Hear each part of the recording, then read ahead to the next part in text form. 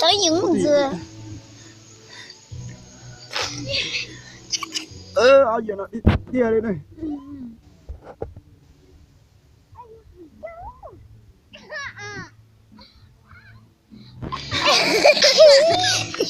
Giờ nó gì nào?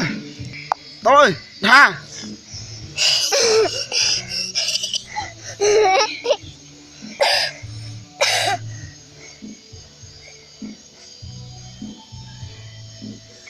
Anh lừa lấy gì luôn.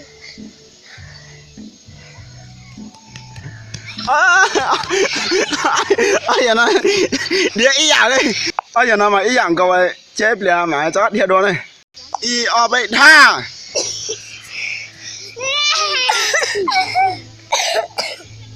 Ôi gì vô. Ôi gì đó. Ôi gì.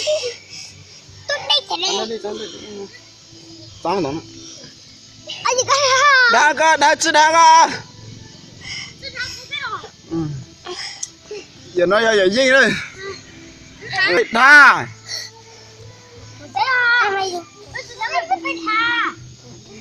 Sao đâu?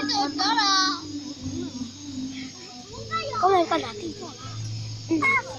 Có con đã đi mất đi cái này. Giờ nó đi tì đây. Cái gì? Giờ nó chỉ tụ cái đi anh cha này tả xí nó tất pi giờ lọt here đây. Chỉ tụ đi anh cha. Y o p.